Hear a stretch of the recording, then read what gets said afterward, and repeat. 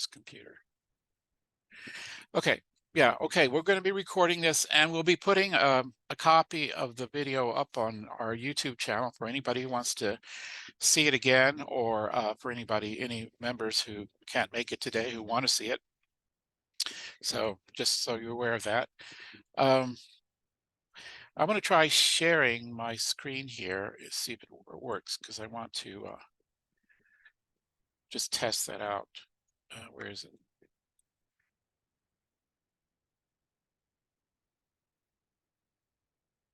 Okay.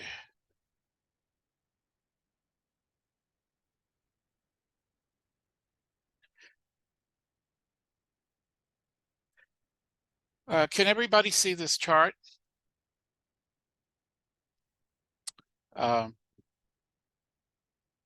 It's actually the write-up. Can everybody see it? Or you don't see anything? Yes.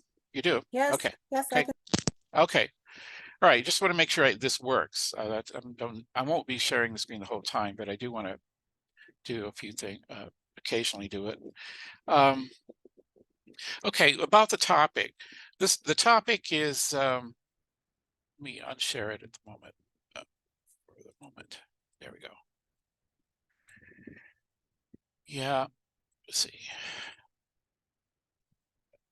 At the very end of the PDF, there's a little outline of how we're going to proceed. For those new people that are here, the way it usually works is I'll do a short introductory presentation, and then I've broken up the topic into different sections, and then after each section, we'll interrupt it and allow people to ask questions or object or say whatever you feel like or about that particular part of it, and then I will move on to the next section and so on.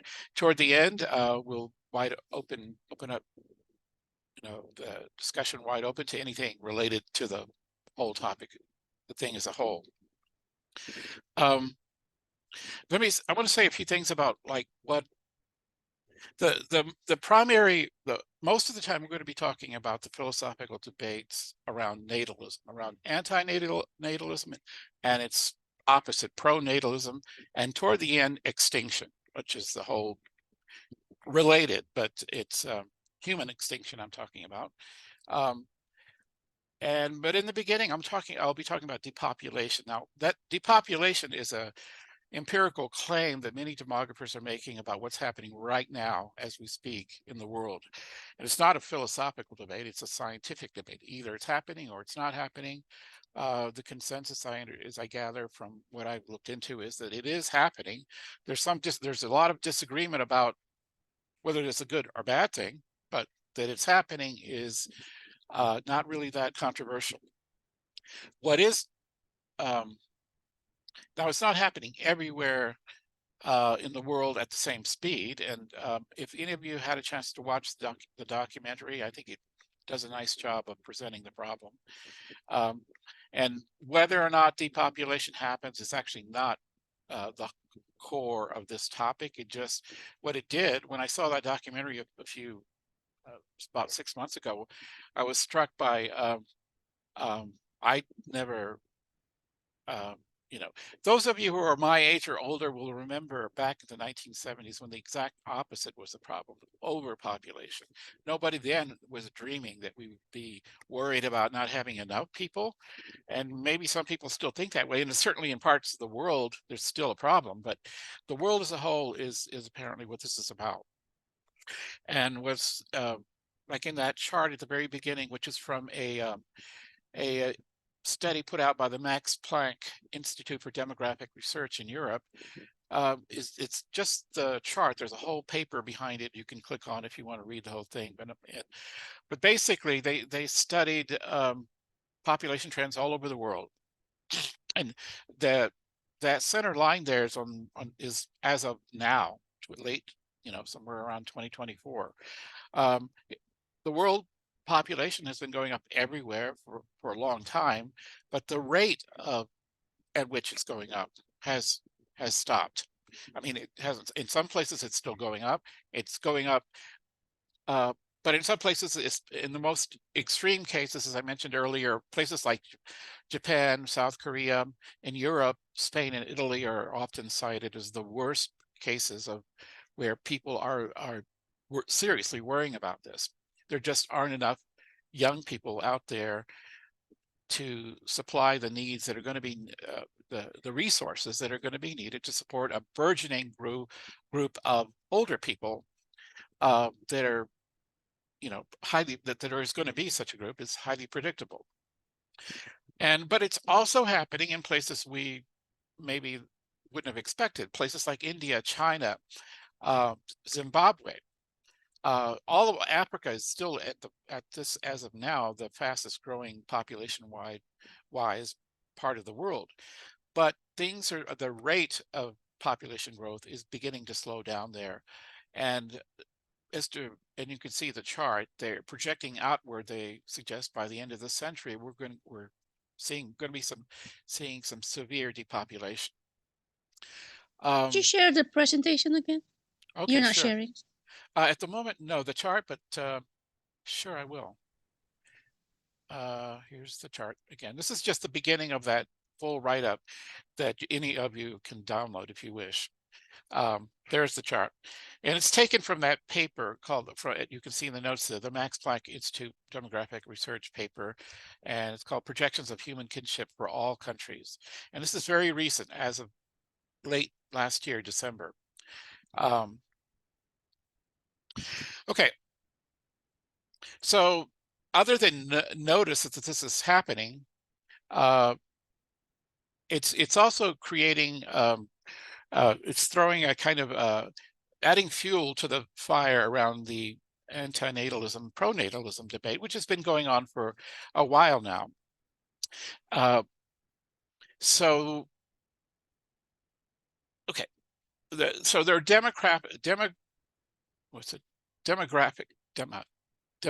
democratic or demographic, but well, anyway, it has to do with demography concerns that are about the future. Where is this going to lead to? Will it lead to great, worldwide social disruption? For example, either the older, unproductive people, such as people my age and older ones who aren't actually making more money and paying taxes, when the number of these people, mushrooms or becomes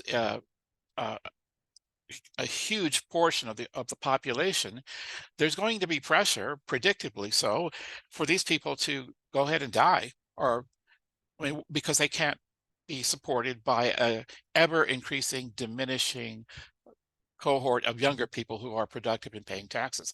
Either one of two things or both are going to happen. Either older people will have to live very their quality of life is going to drop dramatically because there just isn't enough resources that states can throw in their directions, because there isn't enough income coming from younger people. Or those younger people will, there's going to be far fewer of them, or you're going to tax those younger people and with the consequences, it's going to decrease their quality of life, or some combination of the two that I'm referring to. So this is going to mean, this is a situation, according to demographers, we've never experienced in recorded history.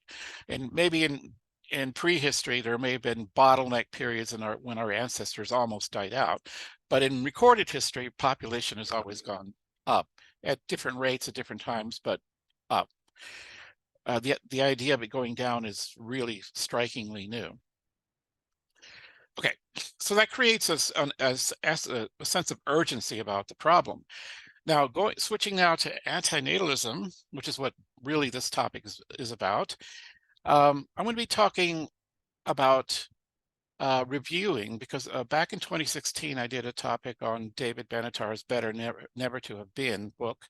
That was, at that time, very few people outside of a few academics were talking that much about antinatalism, at least. But in the intervening time, antinatalism has become a major topic, I think, even outside of academia. And there are all kinds of YouTube channels devoted to it now. You can find tons of information about this, and the amount of discussion both pro and con around this has burgeoned, has become pretty large now. There have been so briefly, David Benatar. Now, he wasn't by any means the first antinatalist. The antinatalism has actually a very long history. You'll find some links in the write-up to people who give a bit of that history. But in modern times, and since certainly in the past century, Benatar's book really has had a huge influence, at least in the philosophical part of this debate. And I also want to mention a distinction early on here, and at the very end, I'll come back and talk more about it, about the difference between what I call theoretical or moral antinatalism, or theoretical or moral or philosophical pronatalism, versus the more practical side of both. There's practical pronatalism and practical antinatalism, and there's the more moral or philosophical version of each of these. The reason I make this distinction is because the actual depopulation that's happening in the world, I don't think is related to what philosophers are arguing about. I don't think most people really are even aware, let alone that they're affected by these debates. I mean, that's to the extent that it's causing this depopulation, that is. Maybe in certain parts of the world where people are aware of this, maybe on certain subgroups of society might be touched by this, but I don't think that's what's going on in the world. That there's antinatalism going on, but it's of the practical sort, by people who have very real life worries about whether they should have children or not, that have nothing to do with some of the somewhat abstract arguments that are going to be given, that we're going to be focusing on. But so I just want to make that distinction. I'm not, some of the debates, the argumentation we're going to get into in a moment may seem a little bit abstract, but it is, I'll try to make it relevant or understandable to people who aren't experts at this. Not that I'm an expert either, but I have been looking into this for quite some time. So I'm just pointing that out. It's not, I don't think philosophers are causing this depopulation. There's more obvious things that are determining that. But for those people who really want to understand about the rightness or wrongness of antinatalism, and you're serious about it, that's what we're going to be discussing. And we'll be discussing antinatalism as well as responses or criticisms of it as well, because this is a philosophical club. So I'm not necessarily advocating antinatalism. I think we should try to understand it. I do sympathize a little bit more with antinatalism than with the pronatalist view, but there are some serious things that we need to talk about that antinatalists have to address that the pronatalists have brought up. And so we're going to be going back and forth on looking at this. And toward the end, it's almost a separate topic. I'll be talking about existential risk, and that discusses literal human extinction, about how it might come about. But this topic will sort of, we may not even get into that this time, because as I said earlier, there's so much to talk about here, and people may want to say things, and we may end up doing a part 2 on this general topic. The part 2 might be in June, because we have 2 other meetups going on next month. So I want to start out by explaining David Benatar's antinatalist argument, and why it's had such an impact on, when he first came out, he was kind of dismissed, but then it caused a stir in the academic world, and it's been going on now for at least 2 decades. And he's not the only one. It's not the only contemporary argument. We'll be looking at Shauna Schifrin's argument later, which is a very different kind of argument. And she's not even an antinatalist per se, but she does find procreation morally problematic for some very interesting reasons. So we'll be getting into that later. But okay, the core of Benatar's now famous asymmetry argument for antinatalism is, if you guys can see the chart, the matrix there right now. Okay. Yeah, it's it. Okay, good. Okay, Benatar says that scenario A, the column A, is talks about a given person X. Almost no one disagrees with anything here, that if you're here, you're alive, you exist, then pain is a bad thing for you. And if you're here, you're alive, you exist, pleasure is a good thing for you. No, there's no controversy there. Scenario B is where this person doesn't exist. Benatar thinks that the absence of pain for that person, given that they don't exist, is a good thing. Okay. The absence of pleasure for this non-existing person is not, he calls it a not bad thing. There's a, as opposed to,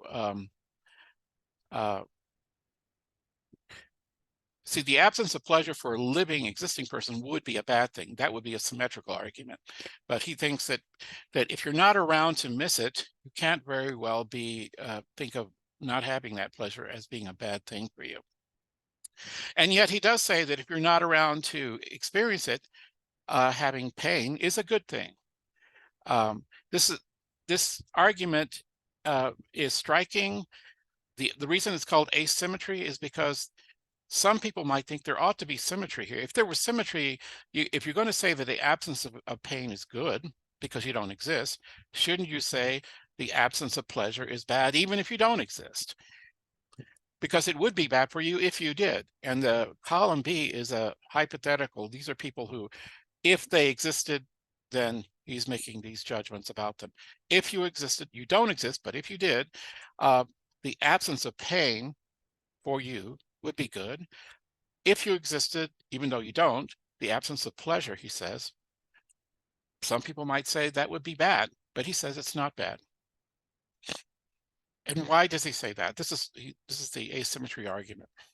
And a lot of people don't get this, but basically it comes down to, well, first of all, let's add up the pluses and minuses here of A and B. And in the write-up, you can see the sum of the A column of the scenario A column, you add up good and not bad, you get a certain outcome. And in scenario B, you add bad. Wait a minute. The sum of good plus not bad, that's scenario B, is a better situation than the sum of bad plus good, which is scenario A. So therefore, it's better never to have existed, because you are exposed to pain and suffering when you exist. You're not exposed to it if you don't exist. And yes, of course, people will say that well, then you miss out on all that good stuff as well. True. But if you're not around to miss it, in what way could it be bad for you to miss out on the good things? Certainly, once you're here, for those of us who are here, all of us, by the way, are in scenario A. You wouldn't have RSVP'd if you weren't. And all of the people existing in the world are in that position. So for us, it's obvious that pain is bad and pleasure is good. But is this true for the non-existent, the not yet born? And Benatar thinks it is not the case. For them, it would be better, what they lose from not experiencing those good things is not enough is not a thing as bad as what they would lose if they were exposed to pain and suffering. Okay.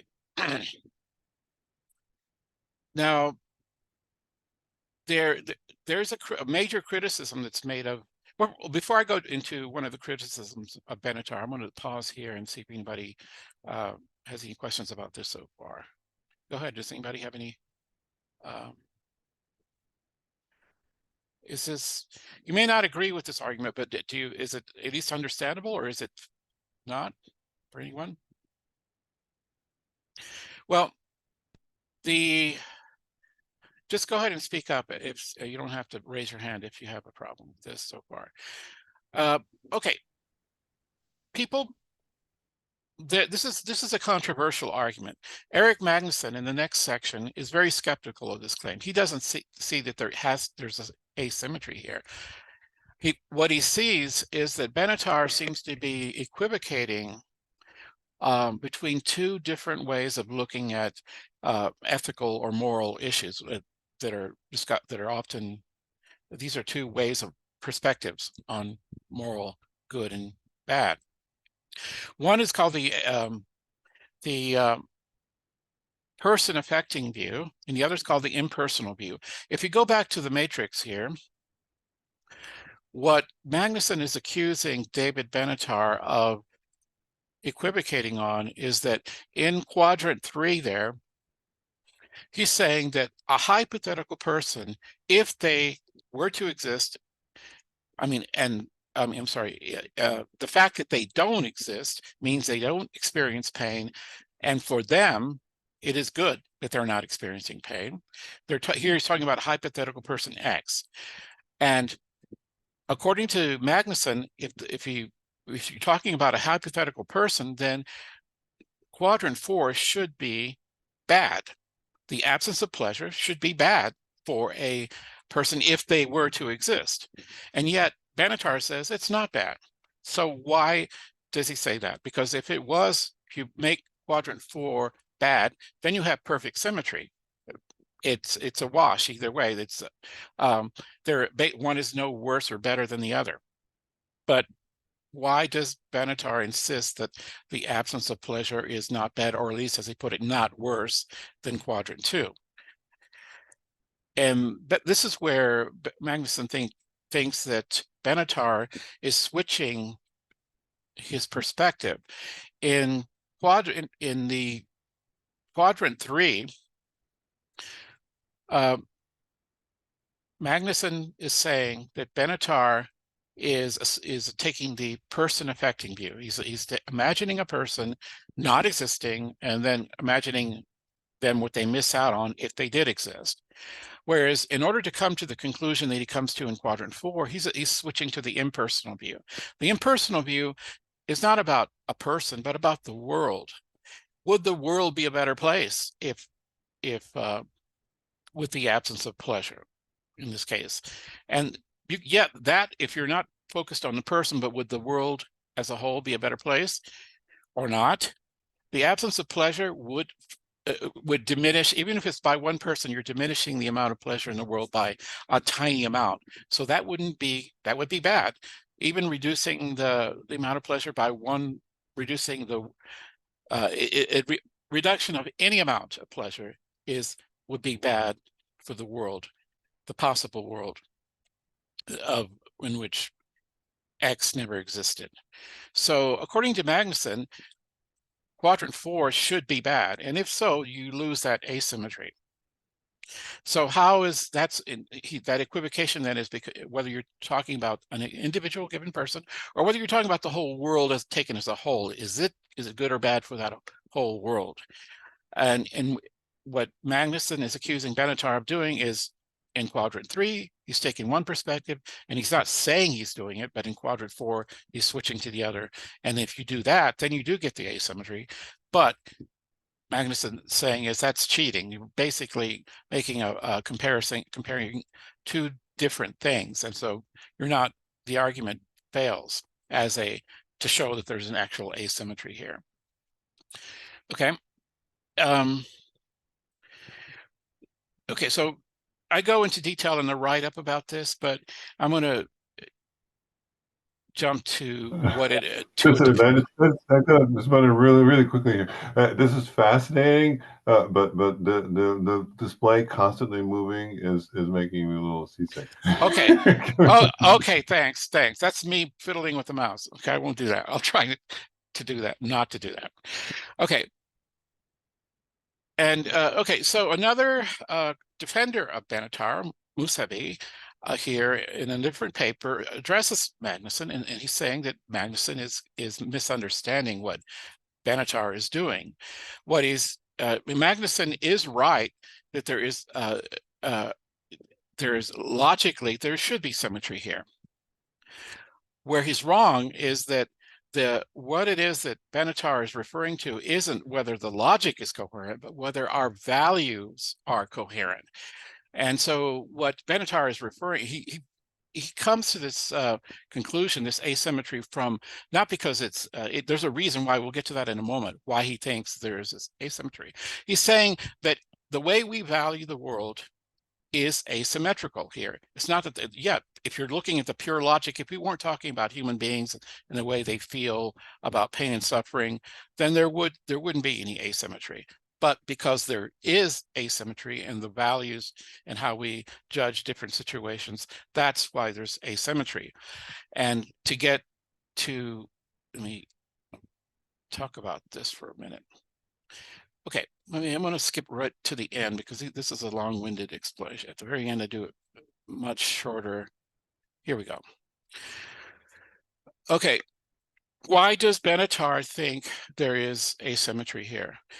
Well, because he's appealing to widespread moral intuitions, which he sees in human beings everywhere. You see it in our institutions, you see it in our everyday behavior that suggests that we feel certain ways about when it comes to balancing pleasure and pain. So, for example, the first intuition he points to is, and we're all familiar with this idea from medicine, that the doctors, or the mantra, the Hippocratic oath is first do no harm, right? That suggests, and it doesn't mean doctors aren't supposed to do good, but their first priority is always do no harm. And then secondarily, if you can actually help somebody, make them happy, well, that's great. And we place a greater value on not hurting people, and a secondary value or lesser value on helping them or making them happier. So in other words, avoiding harm is a more binding duty than doing good or trying to make people happy or giving them pleasure. And you can see this in how we prioritize those things. You can see it in medical philosophy and philosophy of medicine, going back to the Hippocrates and the Hippocratic Oath. You see it in the philosophy of law. For example, it's against the law for you to walk down the street and, say, kick a homeless person as you walk by. That would be an assault, right? It is not against the law for you to walk by that homeless person and not give them anything. There's no law that says you have to be charitable, that you have to try to make some people happy, but there is a law, there are laws and restrictions against you actively doing them harm, which again suggests that we don't measure, we don't judge the existence of pain in the same way we judge pleasure or happiness. Well, we think that promoting pleasure and happiness is good. It's wonderful. The technical word for it in ethics is supererogatory, meaning it's over and above your duty. But you do have a duty, at the very least, not to increase people's harm, to do harm to people. And you see this institutionalized in law, in medicine, and many other areas of life. We come down harder on people who cause harm than we do fault people for not being nice, extra nice, or charitable or something. Why do we do that? Benatar thinks it's because we actually feel that way about it. We have a stronger obligation to prevent harm or pain than we have to promote pleasure and happiness. Another intuition that follows from this is related to this. For example, he says it's odd to say I create life for its benefit, but it's not odd to say I won't create life because it will suffer. For example, if you know that there's a genetic condition in your family that could lead to a child being born with a severe disability and live a very short, extremely painful life, it's understandable that you might at least hesitate to have this child. Why? Because for the sake of that child, it's not strange for you to say, well, I don't want to be party to bringing a child into the world who might suffer that way. On the other hand, if I said, I want to have a child so that my brilliant, beautiful, productive child will make the world a better place. and or that child, that non-existing child, will bringing it into the world for its benefit, not for mine, but for its benefit. It's not that people might never say that, but it is a little bit odd compared to saying the reverse, that it's not odd to say I won't create life because it will suffer, if you have reason to believe that that's the case. And related to this is you would say you regret having a child that suffers, while you don't regret failing to have a super happy child. Okay, like for example, say you already had a child that is suffering from some terrible disease. It's understandable that someone might feel regrets about that. If they knew that was going to happen, maybe they wouldn't have had that child. But we don't hear people often say, well, I don't have any children, but I regret failing to have a happy child. Maybe some people would say that, but that sounds a little bit odd. Again, and it's here's a very striking, the fourth one here, intuition here, I think is very, very striking. Most people do feel bad for the suffering of people in distant places, like people in war-torn parts of the world, that makes sense, okay? But we don't often hear people saying they lose sleep over the fact that, over the absent happiness of Martians who never evolved. In other words, there could have been happy Martians on Mars evolved, but I feel sad that they didn't evolve. That is strange. Again, all these intuitions all seem to suggest that it's pain and suffering that we find to be more, it's more important for us to prevent them if we can, than it is to try to promote their opposites, pleasure and happiness. And so these are the moral intuitions that are behind, oops, I'm sorry with all the scrolling. But if you go back to that matrix, this is what Benatar is thinking, and why he thinks that the priority of relieving or preventing pain and suffering it's higher than any priority we have to promote or create pleasure and happiness. That's these are the fundamental intuitions that undergird or found his asymmetry. And unless you understand this, you won't see why he says there is this asymmetry. Now, these are intuitions which he sees in society, in folk morality. Now, would this be an okay place to butt in a little bit? Go ahead, Jeff. Go ahead. That's fine. Yeah. Okay. So I like having these four arguments just in front of me here. This is it. Certainly don't want to switch to the trolley problem, but people are familiar with it, so I will. This asymmetry looks very much like that one, which is that when we say, we want to save more lives, or whatever, that's that utilitarian perspective that frequently comes up here. We say that that's what we're talking about, but what we really talk about is whether we just want to be blamed for throwing the switch and throwing one person under the bus for the other five or whatever it is. So that feels a lot like this distant place. So basically, I don't regret failing to have a happy child. I can't be blamed for that because someone else could have had that happy child.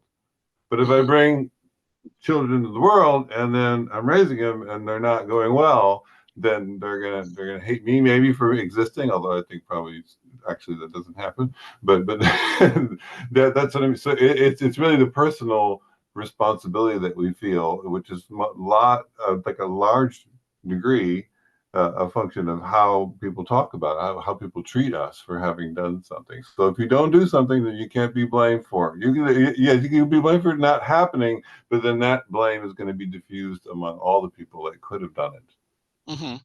Yeah. Yeah. Well, I think Benatar is there's another. It's one thing to appeal to these intuitions and say, yeah, that's how in general we value things. We don't value. Well, let me give you a counter example and see how you feel about it. What if somebody decided to cause you harm on purpose, deliberately, but in their judgment, they were going to make up for it later They were going to say, break your arm, okay, on purpose.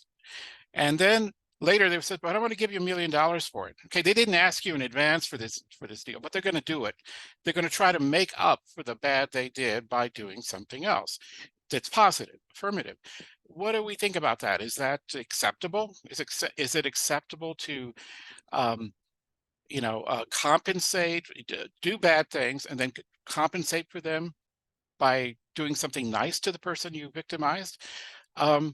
Because, okay, there is another thing going on here is that Benatar doesn't think that, okay, one response, obvious response to all this is that people will say, but there's a lot of good experiences, a lot of joy and happiness in the world that non-existing people will miss out on. And isn't that a harm to them to not, it's not all bad. Benatar seems to have a largely negative or pessimistic view of life. He thinks that on balance, there's more pain and suffering in the world that is not compensated for by the good stuff. But what if, is that true?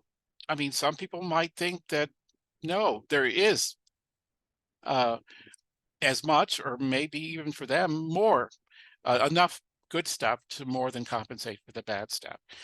And if that's true, then you might say, I'm doing I'm not existing, I'm doing the unborn child a favor by bringing him into the world, especially if I have good reason to believe that they will have a happy life. For example, they'll have plenty of resources. They live, as far as I can predict, I can predict that they will have at least a reasonably happy life. That's the standard response to this, that Benatar is just being too negative. Does anybody, Aaron, go ahead. You have your hand up. Your mic is. Sorry about that. Sorry. Okay. I've always had a question about this, is that doesn't this presume a hierarchy of life? And so consequently, if humans are a harm, or within the biology kingdom, if humans are a high harm generating species, there's many others, shouldn't they also have the same fate? And so what we're saying is any life form that generates different asymmetrical outcomes, should cease to exist, and we should just have a world or a universe of just physics and chemistry and very limited low life biology. And I know that's, obviously it's just a framing device, but I'm wondering where those philosophical lines start and end relative to the construction of life relative to other life forms. I don't know if that makes sense as a question to the argument. Yeah. Well, Benatar's, by the way, if you look into the resources that are on that extended write-up, there's a great job. Thank you. There's a great article by the Japanese philosopher Morioka, who goes through and lists the history and the typology, apparently there are at least 12 different kinds of antinatalism out there. And there are different, for example, Benatar's is primarily focused on human antinatalism, but there's an extreme version of this called ephilism, which is, or an ephilist, or an ephil, yeah. That's supposed to be life spelled backwards or something like that. They're completely anti-life. They said, not only should we stop reproducing, all sentient beings should as well. All the living things in the universe that can feel pleasure and pain, they shouldn't either.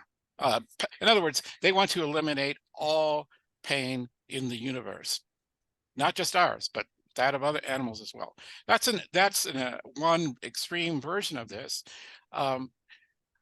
They don't, now none of these of the philosophical antinatalisms that I'm going to be talking about suggest we should go around killing anybody, not even the animals. The idea is to because that would create pain to destroy any living thing that doesn't want to die, but by stopping procreation, like sterilizing the living world, so they don't make more of themselves, not just us, but the rest of the world.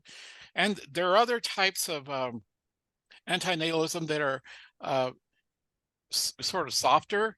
Like there's one version, Morioka himself considers himself not really an antinatalist, although he doesn't think what he feels that it is wrong for him to reproduce, but he leaves it open whether or not others is wrong for others. It's a decision he thinks they should make, and only they can make.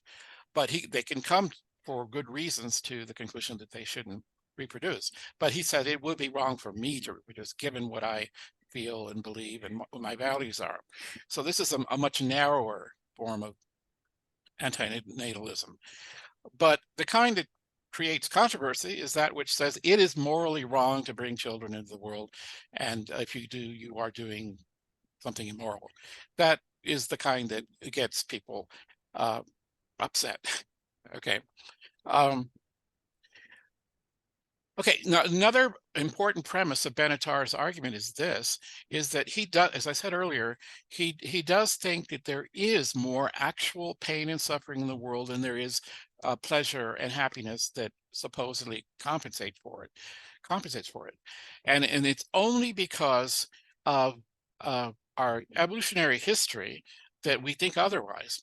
He points to these psychologically evolved mechanisms, something called polyanism, which he didn't invent this. This is a well-studied type of a mental attitude toward the world, which it's basically optimism bias.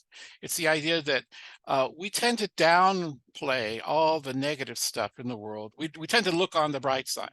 When bad stuff happens to us, if you're healthy, that is, you're going to diminish, you want to suppress it. You want it to, is there any good that I can extract from this bad experience, and so that you look forward to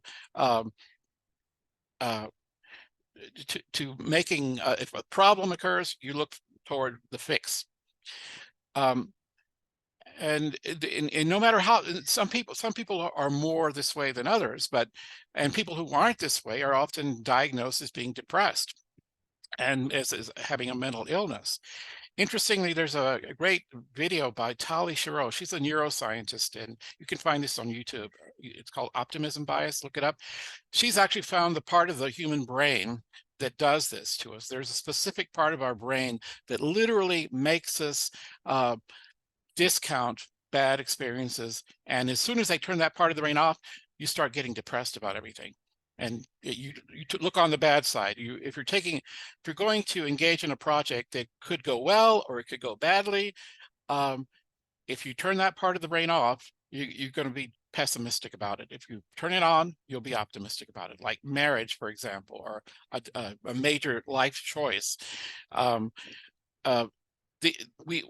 Most people, and it stands to reason from a evolutionary perspective, we evolved to look on the bright side, to discount the bad stuff, because it has helped us survive. We wouldn't be here if we were completely crushed every time something bad happened. And some people don't survive, and they sometimes kill themselves, or at least don't reproduce. Depressed people don't reproduce as much as people who aren't depressed. That said, she says, so there's obviously a natural selection for whatever it is, genetic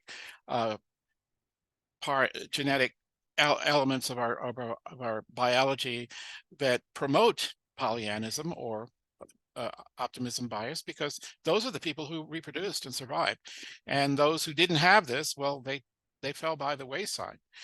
Except that there is a curious side note to this, and that's that if that was the case, then depressed people should have long ago become extinct. But there are a lot of depressed people, not the majority of people, but there are people with depressing, perhaps moods, perhaps, and some people are depressed all the time. So why hasn't depression been weeded out from the gene pool? And she responds for the obvious reason that sometimes being depressed is close to being realistic. People who are a little bit depressed are also more realistic than people who are overly optimistic. People who are overly optimistic will jump off a cliff thinking they're going to evolve wings by the time they get to the ground. That's an extreme case, but whereas a more pessimistic person will say, no, I'm not going to be jumping off any cliffs. There is a reason why, say it's a recessive gene that for looking at the dark side, why it hasn't disappeared. It's because it actually has been useful to our survival, that at least some of us, some of the time, take a dim view of the world around us. We contribute in a kind of backhanded way to the species survival. Not that we want too many of those people, but you need those people to, set you straight about what's real and what's, pie in the sky. Go ahead, Aaron and Jeff. I'm not sure which one of you was first. Well, I went last time, so why doesn't Jeff go? Go, Jeff. All right. Are you there? Yeah. Okay. I think it can be brief. Yeah, that because I'm just seconding your point here. Really, that let's see. The basically. Oh, okay. Well, I'm underscoring it, but I'm giving a slightly different reason, which is that when we say a certain mutation, in this case of attitude, is deleterious, we usually mean it's to the health of the person is passing the gene along. But that really isn't the case here. In fact, I can see that it could be opposite, that it's bad, and so that the person doesn't have a reason to live. But if in the process of expressing that gene, let's just presume it's a gene or a meme or something, that basically the cost of maybe depression is borne by other people, but the knowledge or let's just say the realism that's produced, maybe that disproportionately benefits the carrier of the meme or gene, right? And that's quite believable, because you if you're realistic and then you become averse to taking risks, certain risks. I think it's not too much to presume that there's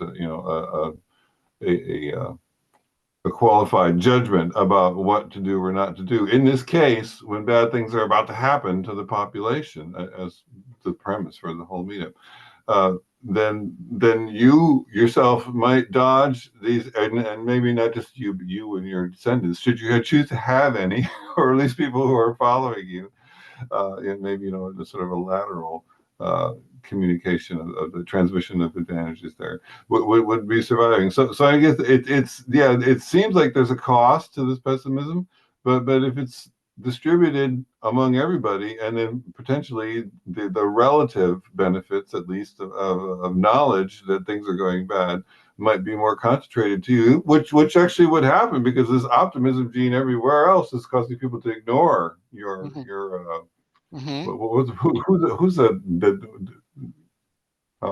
Nostradamus kind of things, that there's another word for that, right? But you're saying that the sky is falling, or whatever, so the one that says that the sky is falling then builds a shelter, and then the sky does fall for some other reasons, probably.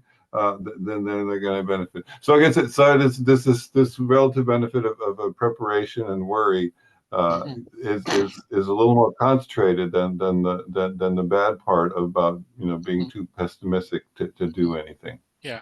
Well, Cheryl, I mean, I think the consensus among neuroscientists and psychologists is that, of course, you need people who are chance takers, who push the boundaries, who die as a consequence of their over optimism, but they also succeed sometimes, and sometimes they accomplish things. But there's a role for both of these views. Apparently, there's an evolutionary role for them, and that's why depression hasn't disappeared. It's because maybe it's good to be depressed sometimes. Anyway, go ahead, Aaron.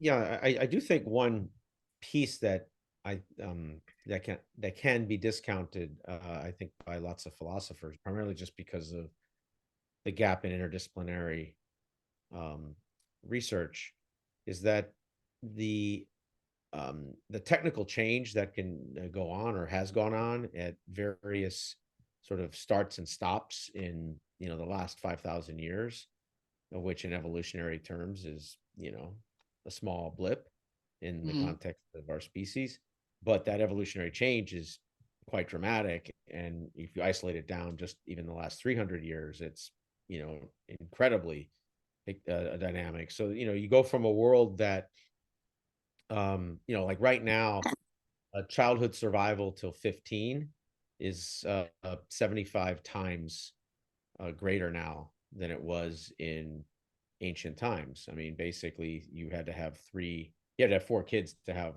one survive by 15, and now basically 99% of children, and that's worldwide, right? So in more developed or advanced developed or elite advanced developed environments, it's it's nearly 100%, right? So it's tens of thousands of times greater, right? So there's and I'm just using that as one example, is that the gene mutation cycle evolutionarily is not that fast to the technology cycle, to the technical change cycle. So that can be a delayed response to the evolutionary adaptation of being depressed and the chemical responses, bless you, that one has because of that. Which I can imagine a family that every 8 births the mother dies and 2 children survive, as an average to 15. That could be a pretty depressive environment to be in as a human being, on top of all the other 5,000 survival dimensions that you're confronting every single day, in life on Earth at those periods of time, the last 1,000 years or 10,000 years ago or whatever. So I think that is almost it would almost be strange if we didn't have that type of emotional connection that created a depressive response, given those kind of numbers. And then as we come out of a world, and of course we do have problems, right? We get into car crashes, or someone dies of cancer in our family, and these are they're body blows, obviously, the same way. But I don't think we have the same numeric volume of body blows today anywhere near that everybody had, across the species.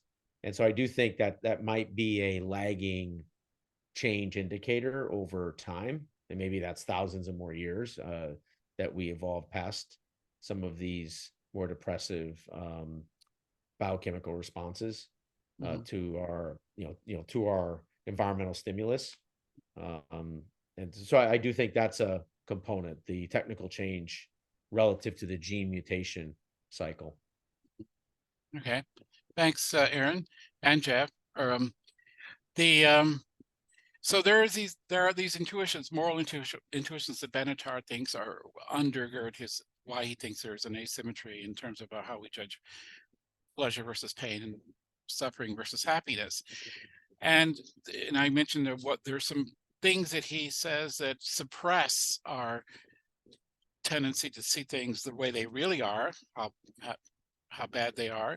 We just mentioned Pollyannism or optimism bias. He also mentions 2 others, adaptation and comparison. Adaptation is our tendency to, when things go bad, we most of the time deal with it. We get used to it. We adapt to it. We don't just give up and kill ourselves. We get used to whatever it is that happens, even if it's bad. And that accounts, and something we may even come to see this new situation you're in that is actually objectively worse than the situation you were in before. But if you spend enough time in that situation, you may find that you're okay with it. This is adaptation. And the other idea is comparison, in which we see all the time, where people, you know, you look at people who are far worse than you and you say, you know, what have I got to complain about? You know, when things you feel, if you don't look at those people, you might feel bad about yourself. So we're always comparing ourselves with people who are worse off than we are. But that doesn't take away that the fact that you are in suffering or in pain just because you compare yourself with someone who's even worse off than you. That pain and suffering is still real, even if it's not as bad as somebody else's. But these are all mechanisms, psychological mechanisms that he thinks we use to suppress. The reality is that being in the world is a bad thing, and the good stuff that happens is not enough to objectively make up for the bad stuff. Subjectively, we do, but objectively, we don't. Go ahead, Jeff.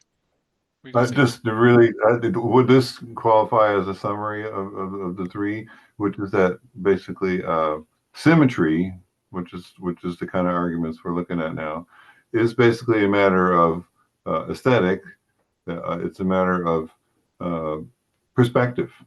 And so if you change your perspective, you can find some other symmetry to look at. I mean, would that sort of be the sort of meta argument that covers all that? Yeah, maybe, but I'm still not quite sure. There is the dispute between Benatar and Magnuson, who thinks there ought to be symmetry in this matrix, and he thinks that Benatar is sort of conjuring up this asymmetry that really isn't there. There is a logic.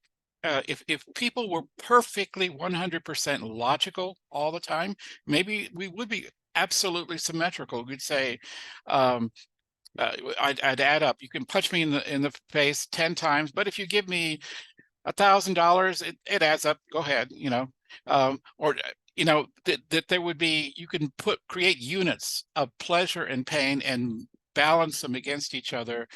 For example, a good example of this: imagine a doctor whose priorities were to do one of two things, but he didn't have a priority between the two things. He would try to relieve your pain and suffering. If he couldn't, he tried to give you some drug that would make you ecstatic. From his point of view, one is the same as the other. You know, I'm not going to treat, if I can, you know, remove your pain, sure, but if I can make you happy, isn't that just good enough? That would be considered actually malpractice. And why? Because of Benatar's asymmetry. But if we were perfectly logical, maybe if we weren't as biased against pain as we apparently are, then that symmetry might hold. But what Benatar is pointing out is that we are biased against pain, that you can, in other words, to get me to accept a painful experience, I need quite a bit of positive or pleasurable experience, maybe not like an equal amount, but lots more, before you could convince me to accept the painful experience. It's like, that means that I value more not being in pain than I value being happy. That's the asymmetry that Benatar is founding his whole thing on. And it's obviously something that's part of human nature. It's not necessarily, the symmetry is logical, but this asymmetry is, the word that Musabi uses is axiological, which means that it means our value system is not symmetrical. That's why we end up with this asymmetry. The logic would dictate symmetry, but we're not logical. Not in the realm of ethics. It's not about validity or invalidity. It's about, yeah, there's some things where I won't accept even a little bit of this kind of pain, no matter how much positive stuff you give me to try to bribe me to accept it. This difference in valuation is what is in play here, I think. So anyway, Musabi does a paper that responds to Magnuson's criticism of Benatar. He's basically defending his view. Before I move to a different side of this debate, does anybody else have anything to say about the Benatar and the criticisms against Benatar before we move on to another point? Okay. Well, I'll move on. All right. There's another philosopher named Anka Gayos. She's in the Central European University. I'm not sure exactly where in Europe, but she's a member. There's a whole what does it take? A branch of applied ethics called procreation ethics out there, and in which this debate fits both the people on one side and the pro and the anti people. Anka Gayos offers a reason to say that there might be justifiable reasons why a state, a government, might want to obligate people, at least encourage them, if not even coerce them into having children. And the argument goes like this: we have a fundamental moral obligation to mitigate predictable suffering. A society, a state, a government has a fundamental moral obligation to mitigate predictable suffering. Like earlier on when we talked about this, suppose depopulation happens and we have this inverted pyramid of very few productive tax-paying young people trying to support a huge a number of older people who aren't productive, aren't paying taxes. That's going to lead to a bad situation. And she points that specific example out, but it's in generally true. In general, she thinks a state or government is acting irresponsibly if it doesn't try to do something about the situation. So what can it do? And so she offers an argument for saying that a government might be justified in saying, look, the softer version of this, they would say, we'll have incentives for families, young people, to have children. We'll make it so we'll tax you less. We'll tax you more if you don't have children, because we need those children because they're going to be future taxpayers.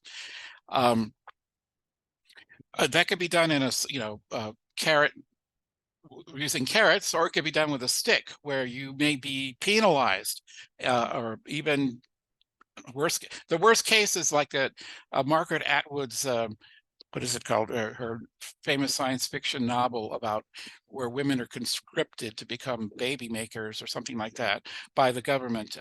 It's called Handmaid's Tale. Handmaid's Tale, right? That would be the extreme version of this, where coercion is used to create the necessary population to maintain the status, the government or the system or the society that we're talking about here. And would that ever be justifiable? Well, she points to the fact that generally that's not a good idea to coerce people to do that, but states and governments have had a history of doing similar things. For example, young men have been drafted to go get themselves killed or seriously injured, sometimes against their will, on pain of imprisonment or some other loss. This is actually forcing people to do things that are that they don't want to do, and that are very dangerous for them to do, that violates their fundamental freedom of like doing what they want. I don't want to go to war. I don't want to take the risk of going and fighting, but my government says I must do so. Governments have done this before. Could that ever be justified? Well, if it's from a societal point of view, if preserving the society if that's necessary to preserve the society, governments have found justification for that. They said, what is the alternative? That we be overrun or enslaved by a foreign power because we can't find enough volunteers to put themselves at risk to preserve our society, that we have to enlist or conscript people to do this. Yeah, Go ahead. Right. Go ahead, Jeff. I mean, yes, this is a feeling that we get, this vertiginous feeling that we get when we pursue these ideas that in different, like I call it the childhood's end phenomenon. Arthur C. Clarke's novel of the 50s, where the devils are turned out to be the devils the aliens that arrived at some earlier point and changed the course of humanity. And so when we see the end is really the beginning. And so in this case, it's really spooky. It's very fascinating. By the way, we have to have another meeting on this. I'm voting for July or August though, rather than June. That basically our whole upside down civilization that we have already, particularly the patriarchal aspect of it anyway, that comes immediately to mind anyway, could easily be understood. Why did this happen? And it relates directly to Handmaid's Tale, right? That basically we have already been through this. What was the word? When you have a small window, a bottleneck. We've already been to this bottleneck, and that's why we've got this. So it's entirely believable. And so now we're doing it again. So it's not a totally new thing. But here we are. We're going to be replaying this.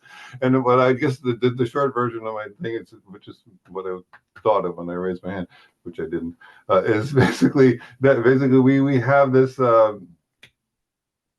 We're going through it again. We're reenacting this with the end game.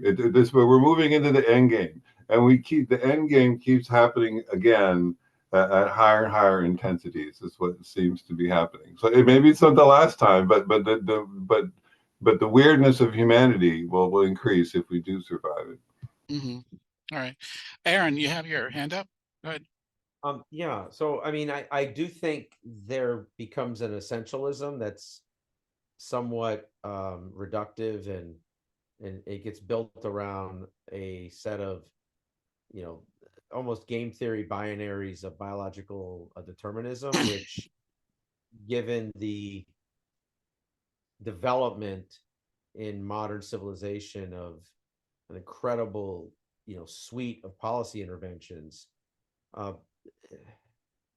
creates sort of Mott Bailey thesis type arguments that are not, are not very realistic. I mean, you can have state actors who do something at a very extreme level, like when China implemented its one-child policy, but then you see the results, which is, whatever, an extra 50 million men. So I think I don't see a substantive advocacy for reproductive determinism, by any party, primarily because the free will of people to determine their outcomes, generally in a reasonably safe and developed society, produces fairly optimal results, relatively speaking, right? There's very few people who sit around and say, oh, wow, I really wish I had 15 kids, and they had none. And I think very few people who have, let's just say 5 kids and said, oh, wow, I wish I had none, right? So there's, there's not this kind of, and I'm not saying we didn't have reproductive determinism at prior periods in civilization. Of course, we've had, I'm sure that's pretty much all we've ever had.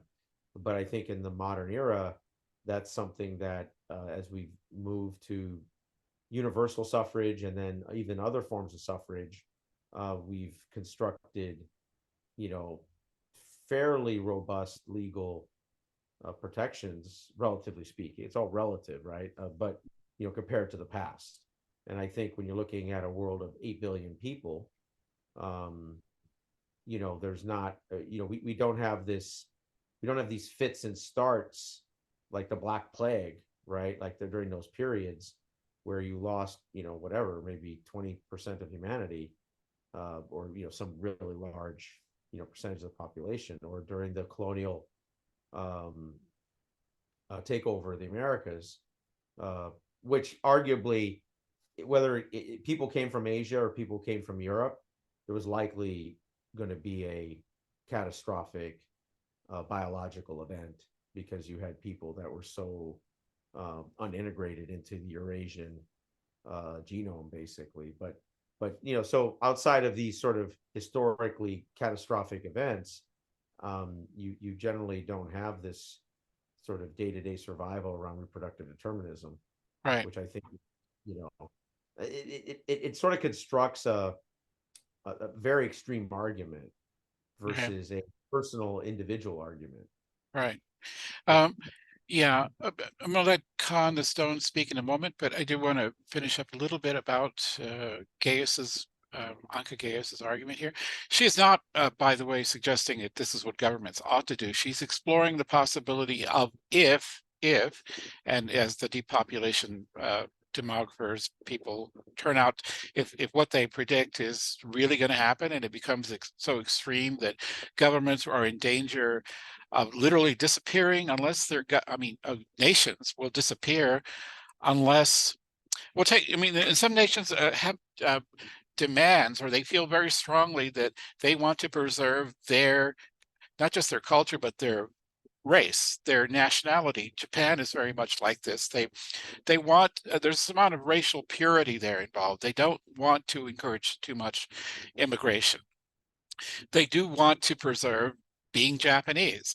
They don't have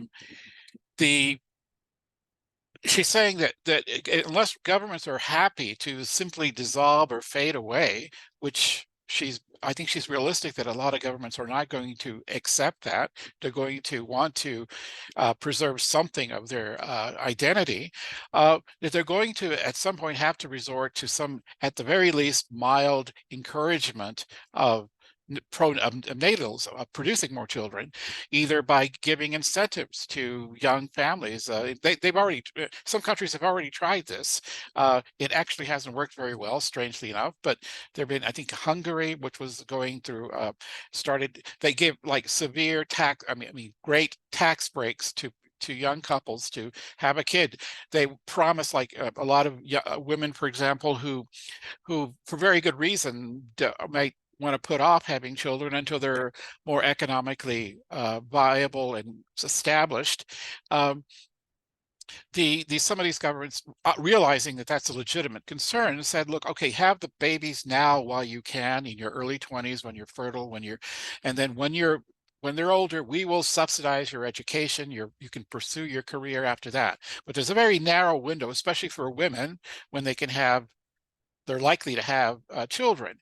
And that's what the documentary was largely about how that narrow window is. There's social and economic pressure on women to put off having babies to the point where they can't have them anymore, and they're not realizing that there's a ticking clock going on. Well, governments can perhaps help with that by increasing incentives for young women and young couples to have children, and they will be compensated because they see the having of children as being a social good. They will be compensated for that later on. Maybe they'll be given free education or something, or job opportunities, or something will be given to them later in life, so they get the child nurturing, child raising period done early while it's possible to do. So she's not supporting these extreme examples, but of coercing people to have children. But some countries have. Coercion has been used to conscript people. In the case of men going to war, in the case of women having babies, if the society thinks that's what it needs. So she's trying to navigate. She doesn't think that we should be coercing anybody, but if it comes to that, if a nation feels it needs to do so, we need to think about it. She's bringing that up. The other thing she says, and this is where maybe a technological aspect might help, is advanced ways of procreating, such as being able to genetically clone people, for example.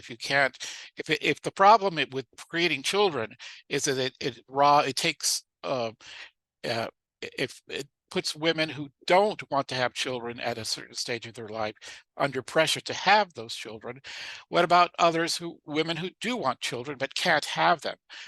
There are ways in which we could, through various biological technologies produce children in a non-standard way. Again, this would be another way in which you could mitigate the depopulation of certain cultures or nations. She just does discuss that, although that's a little bit out there at this point. But anyway, Con the Stoner, you're there, and then Aaron, if you still have you can talk again if you want after this. Go ahead, Con, are you there? Yeah. Yeah, I was just gonna say, but this I mean, yeah, I would agree a government could do this, but I don't really think it would be necessary, I guess. Like, I mean, this could be handled with I mean, simple supply and demand, right? I mean, if there's a demand to continue our species, then supply will rise to meet that demand. And if there's not, then I guess maybe it shouldn't. And that kind of sense. I mean, it's just similar, like you brought up conscription or whatever, but there's arguments that, I mean, if a community or country has to force people to fight for it, then maybe it's not really worth fighting for to begin with, if you have to force everyone to fight for it. I mean, if people really do value their community, then they'll fight for it voluntarily. And so if people do really want to continue our species, then they will do it. Mhm. And Well, things like yeah, that. yeah, in an ideal world, but I don't know if that works all the time in the real world. Anyway, go ahead, Aaron. Yeah. Oh, I was just one more thing. If you could put the name of the person you're talking about in the chat, I'm be interested in looking them up. They sound interesting. Can you see the screen right now? Yeah, I can. Yeah. Oh, well, if you download the PDF, that it's all this and a whole bunch of other resources are there. Her name is Anka Gaius. She's a philosopher at the Central European University, and the whole article is available if you want to download it. It's there, and there's many other relevant articles too. Okay. Okay. All right. Aaron, did you want to say something else? Yeah. So I do think one of the another dimension to this is this assumption that there's this core period of reproduction in terms of age. Yeah. And as human beings, thousands of years, for the majority of our history, reproduction occurred primarily in teenage years. And then as we advanced into society, it moved into people being in their 20s. And then as of, the last really century to two, but especially the last century, it's moved into the 30s. And you're seeing now this advancement with technology, with IVF and other technologies, into the 40s, not to the same velocity that you had moving into the 20s and 30s, but that's a huge shift when you're talking about the average reproductive age being 15, and now I think it's pretty realistic, during this century, that average age can be, mid 30s, and that's not going to sound like a very late extreme number, which it would have sounded, 200 years ago, and extremely dangerous. So I think this, now there's obviously some limit. It's probably is in the 40s, but I'm sure if we asked people 100 years ago, they probably would have said the 30.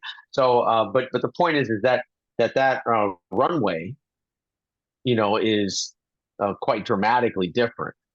And so when you're talking about, when you're modeling populations and demography, you have to, I think we're going to be forced to have a much longer time range that we're going to have to model against.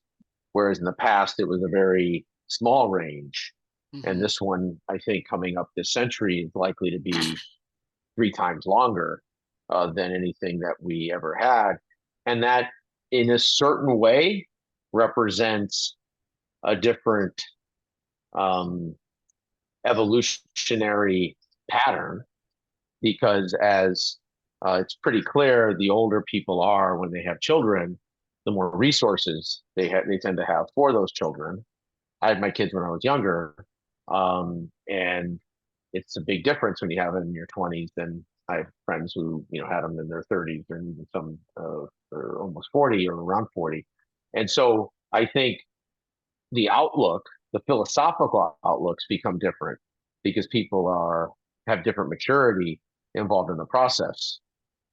So does that make sense or no? Yeah. Yeah, as an argument. I just wanted to add that I think that toward extending the window of procreation, through fertility enhancement, is really not going to be. It is not going to yield a solution because people are going to, if people don't want to have kids, and I know that I've not nearly studied up on this. I'm going to have to spend the next couple of months looking at all these articles that Victor has found for us. But I do remember one very clear one, which is basically that governments try all these things, all these inducements, and they don't work. And it makes sense Well, that they I'm don't not work. suggesting this is a government inducement at all. I'm just pointing out that this is just the optionality that people have, because the survey isn't 98% of people don't want to have children, right? That's not the survey. Well, but I think that's like the way that it's going, though, and just people don't want to have it. Structurally, there's no reason to have children. The agriculture was the reason for No, having I mean children. okay. I think that's a different argument then. I think people want to have children for lots of different reasons. There wasn't just one simplistic reason, and now, especially in the modern world, we have a whole host of reasons that we want to have children. Well, yeah, we have a host of reasons. It's kind of like the long tail. There's a lot of little reasons for individual people to have it, but they don't add up. Love with someone else in their pair bonding relationship, I don't think that's a little reason. Well, I would say it's little from a demographic perspective. So okay. I don't know. I mean, I would say I haven't had any children, and I'm feeling this is like one of the justifications, because it's like the studies of happiness show that basically it falls when you have children, and then it goes up again when they finally leave the house. So the question we had to be fooled. So it'd be very interesting to see out of everyone attending here how many have children. That'd actually be an interesting thing to model. We're going to be getting into. It looks like maybe not this time, but the next time we pick up on part 2, there is an argument by a philosopher that is pronatalist and argues that all this, the Benatar's argument and other similar arguments, are missing the point of an important point in this whole thing, and it looks at it from an existentialist real world view. What are people out there who are contemplating having children or even thinking about it? What are they thinking? Do any of these antinatalist arguments really factor in their decisions? And he doesn't think they do. Most people don't even have a clue about these. And if they do have, that's exactly right. If they do have a concerns, it's vaguer, like climate change. I'm worried about my children, how they're going to deal with the world in 20, 30, 40 years. But it's very it's not precise, though. Because of climate change, I'm not going to have children. Some people think that way, but that I'm not sure that's the majority of people. I think the majority of people who pair bond in their 20s and 30s decide to have children, maybe just one child, not 5, but 1, 2, sometimes 3, but more often than not 1 or 2. I don't think that's a radical statement. I think that's pretty consistent data worldwide. Oh yeah, right. But the thing is, the ideal, according to the demographers, the ideal number of children to maintain a stable population worldwide is an average of 2.1, but the average for most countries is dropping below that. That's why they predict depopulation. Maybe. Well, remember, depopulation or falling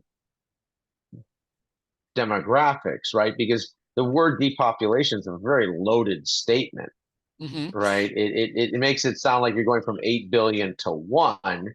If the Well, world goes from 8 billion to 4 billion over the next 75 or 100 years, I mean, do we consider that massive depopulation or just well, yeah, well, new net normal? look at some of the what the demographers are saying in some of the links that I put it there, because they are suggesting that unless that what do you call the replacement rate, which is if you wanted to hold the population steady, it would have to stick around 2.1. There's 2 to replace the parents, and the 1 because a certain number of people will die for other reasons.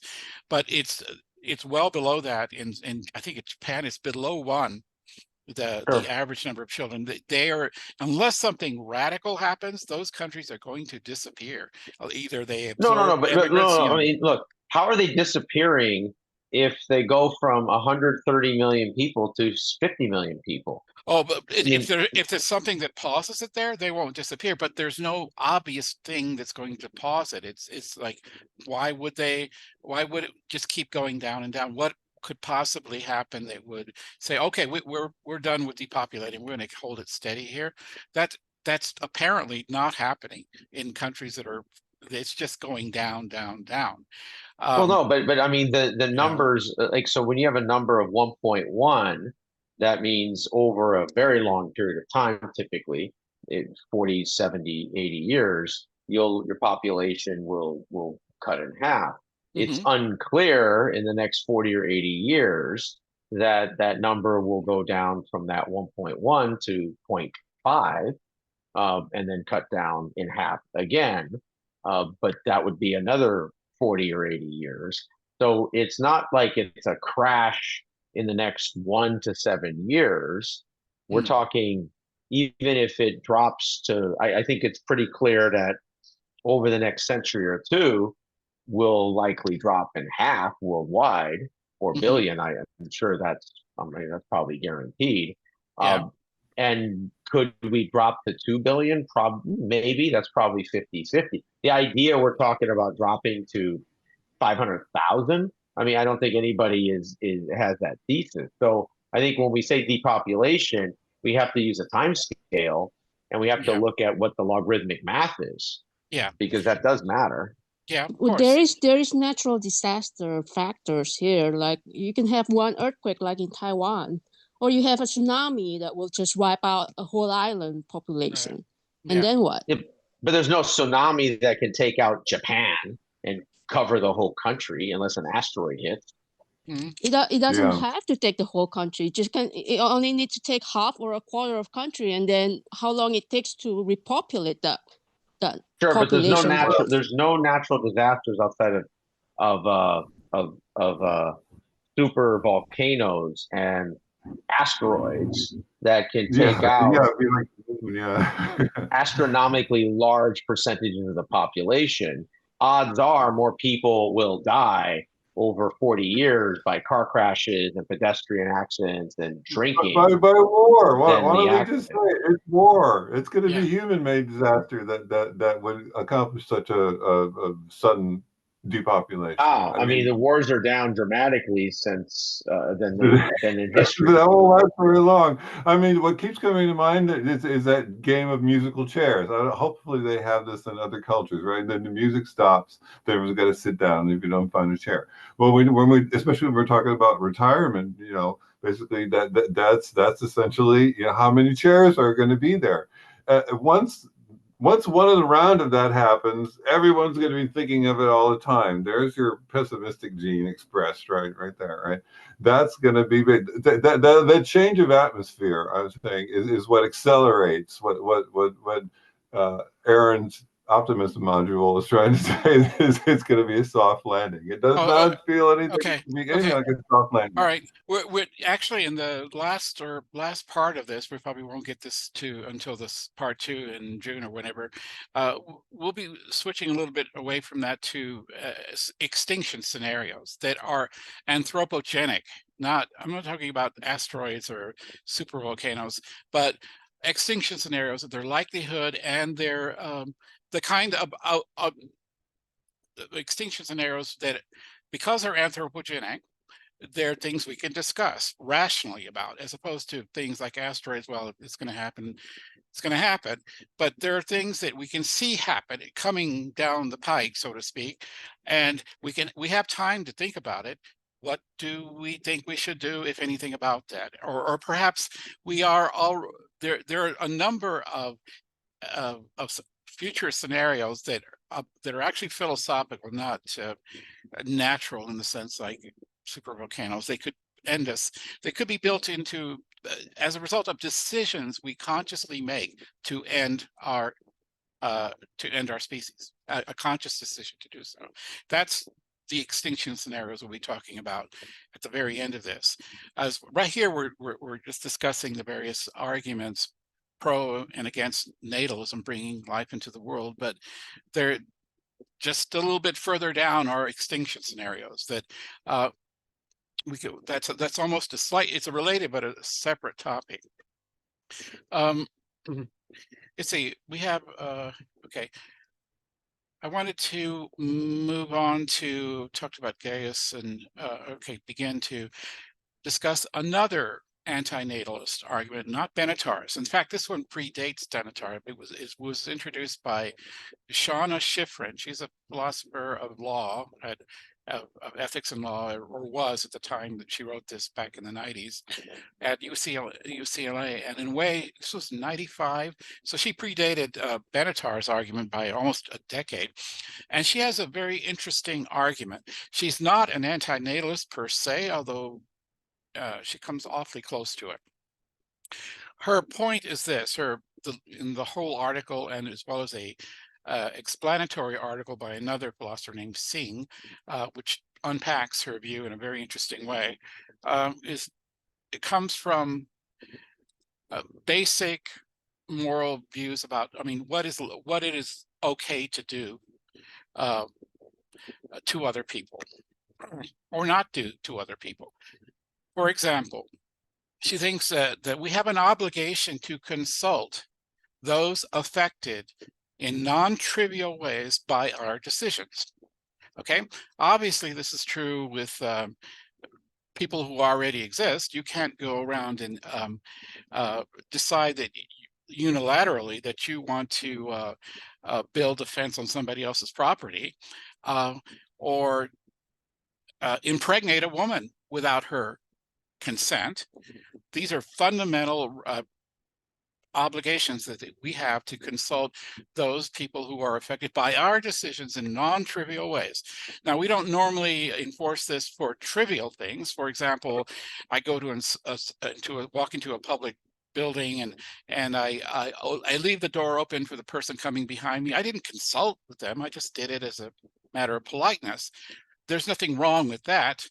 However, for non-trivial consequences, where the act has serious consequences, you are morally obligated to at least discuss it with the person who's going to be affected by it.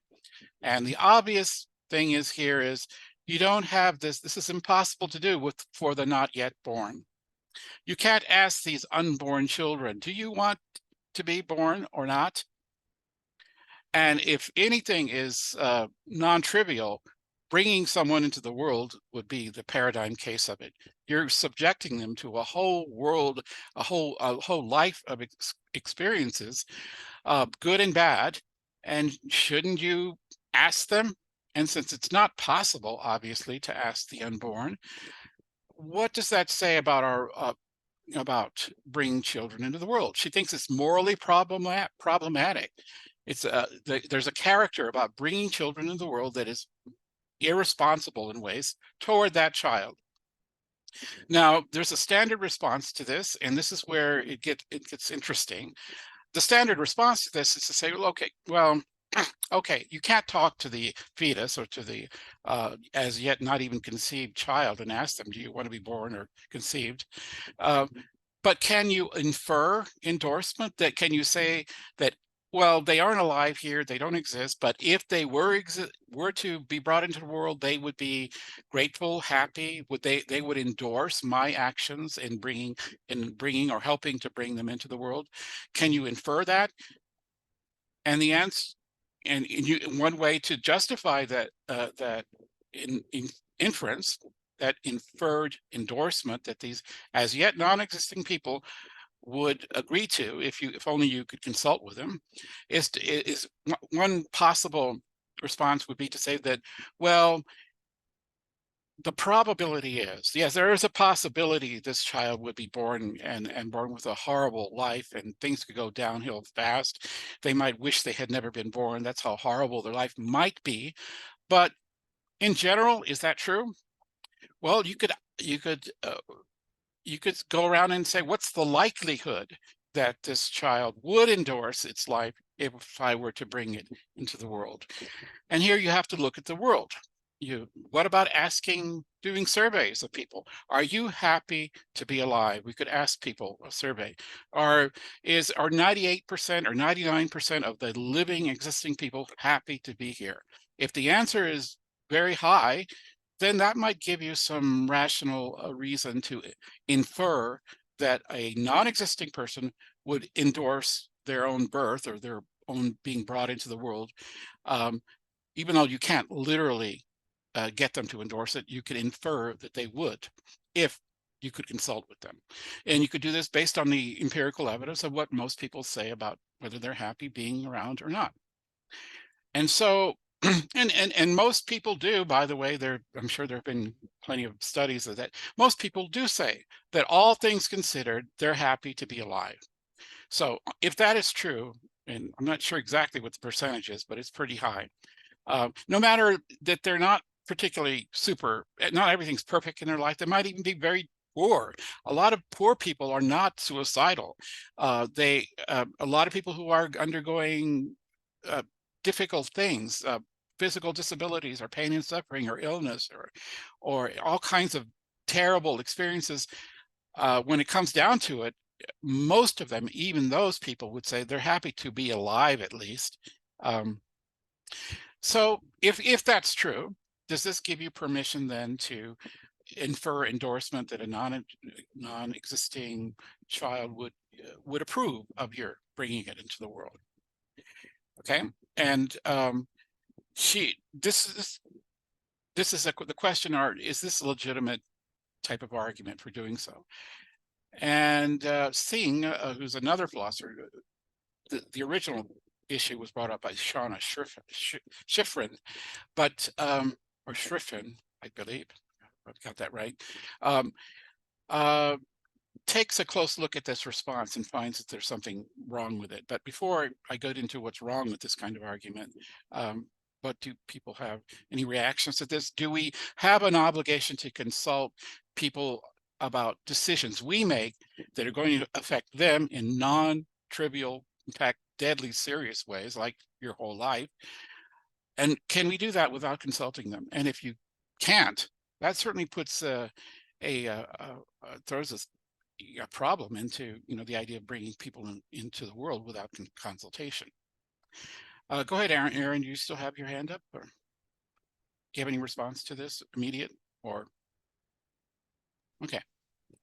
I am actually a support of MAID or medical assisted dying indignity as a basic human right, just because of this reason, because none of us born on this earth was ever asked for consent to be born. And so the most basic human right we should get is to die with dignity. Right. And so, unfortunately, even that we cannot have.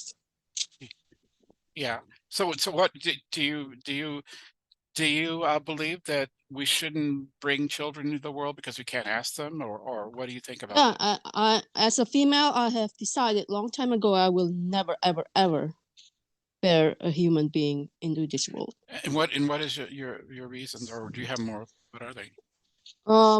Yes, because I wouldn't consider myself as an anti-natalist, but I do not appreciate the life that I have.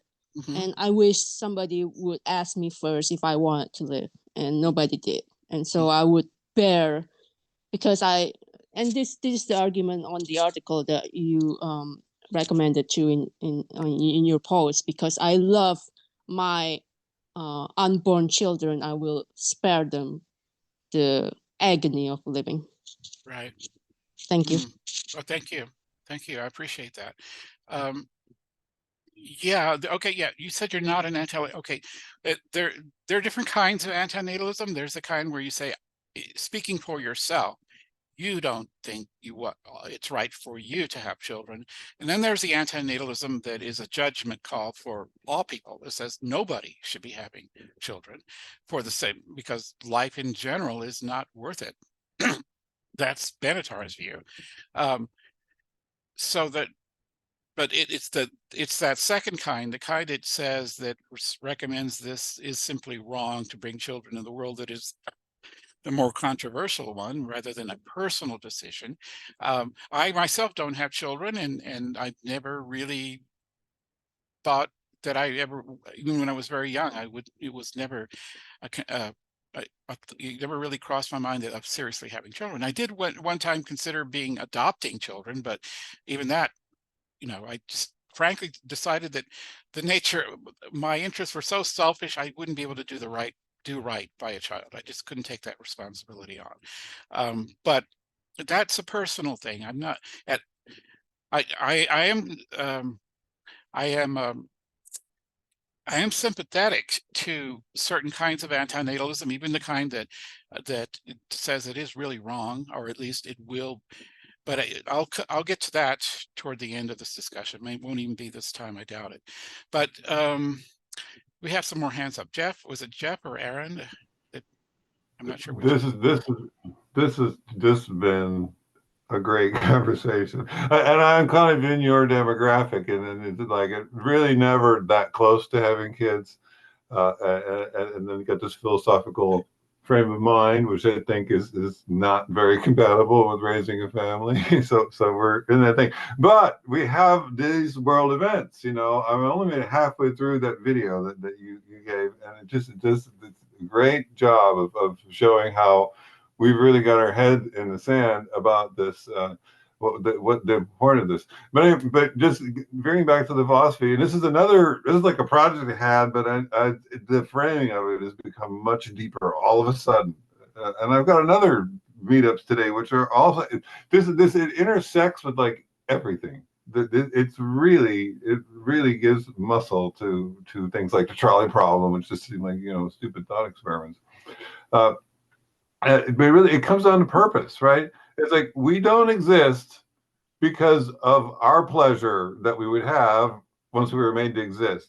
We exist for someone else's purpose. So we are come into the world with the purpose that is the purpose of whoever created us, right? That doesn't mean we have to fulfill that purpose or whatever, right? So this is, not an honor mother father argument, at least not a slam dunk one anyway.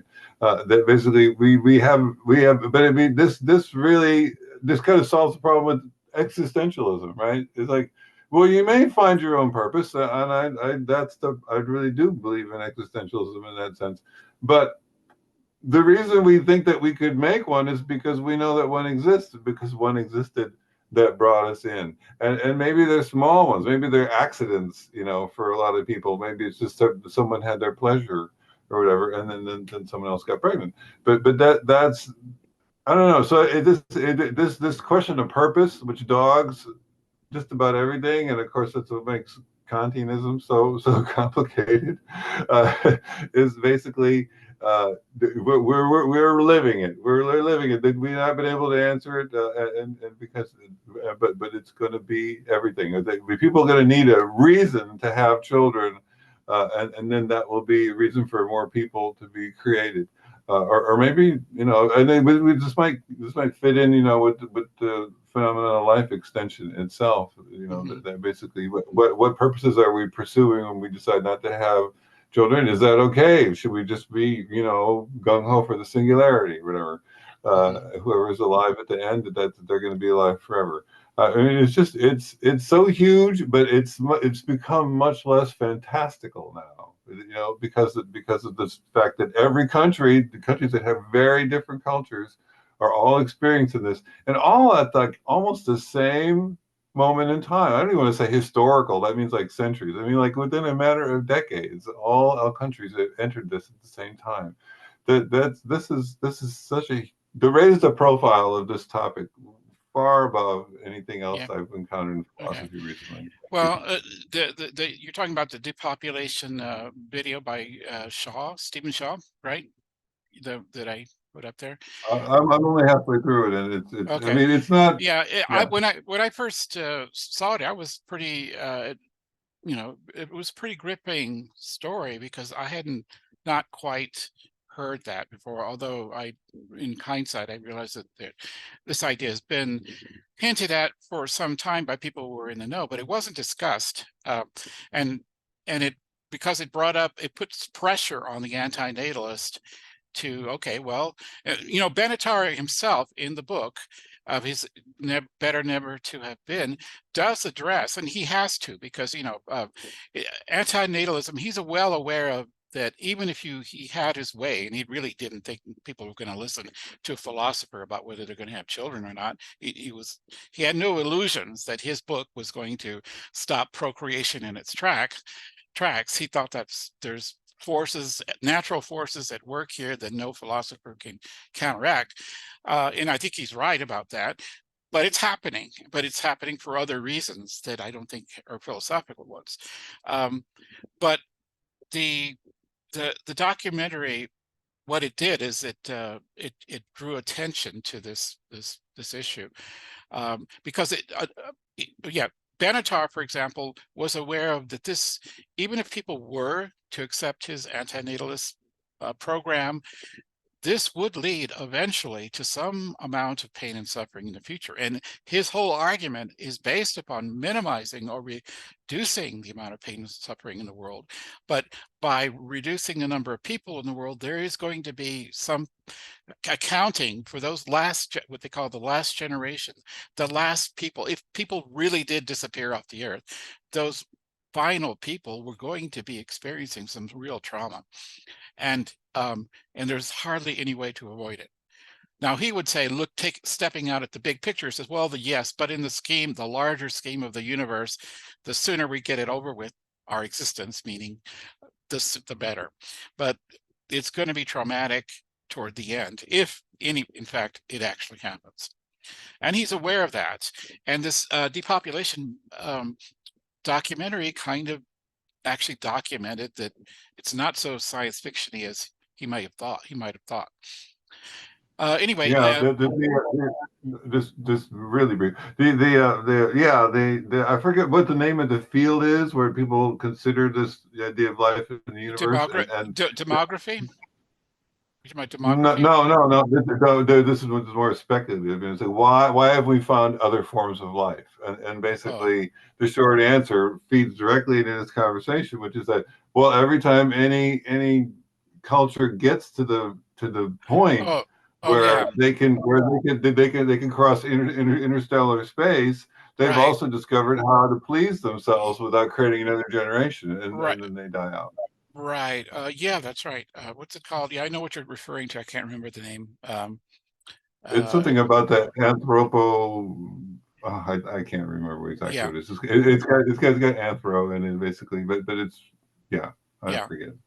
Okay, Aaron, do you still have your hands up, or you want to say something, or not? No, his hands been down for a while, actually. My hands up, I should say. All right. Okay. There's one last item I want to talk about this time, and it looks like that we have plenty to talk about. So there will be a part 2 sometime in later. It won't be next month because we already have 2 people scheduled for next month, but either in June or later, we'll have a part 2 because there's a whole series of other things to be said about this. It's a big topic, but I'm going to finish up this one, the Shauna Schifrin / Singh antinatalist argument, which has nothing to do with pain and suffering like Benatar's does. This one has to do with respect for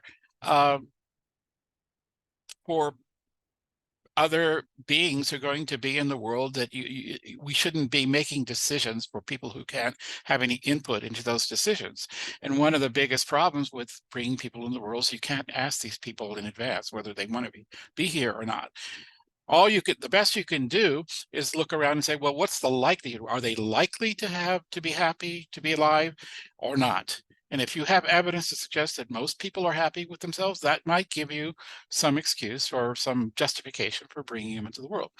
And of course, surveys do say that overwhelmingly even people in bad and the worst straits generally are not suicidal. They're not ready to die. Their life may have gone very badly, but generally they're happy to have had a chance to be alive. That's what they say. Okay, but Singh makes one interesting point in response to this. He says, yeah, that he doesn't disagree with that. And I think that's fairly widely undisputed, that most people are happy to be here. Who are here, that is, not those who aren't here. But he says there is a distinction, though, between being happy to be alive and being happy to have been born. Those are two different questions. And the happy to be alive one it's a rational one, because you can always say about not everybody, of course. Some people's lives are so miserable that they're suicidal and would rather be dead. I'm sure there are people like that, but they aren't the vast majority of us. But that judgment that you are happy to be alive can be made by judging your own experiences, looking at all the bad stuff and good stuff that's happened in your life, and weighing it and saying, well, okay, a lot of bad stuff happened, but by and large, the good stuff I'm glad to have had it all. I learned from the bad stuff or whatever.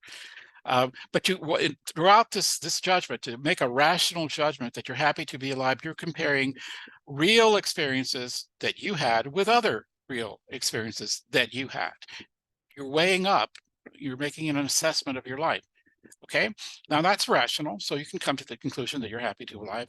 However, being happy to have been born is very different, because now you're claiming to make a comparison between what it was like not being born before you were born and what it is like after you're born. That is a very different kind of comparison.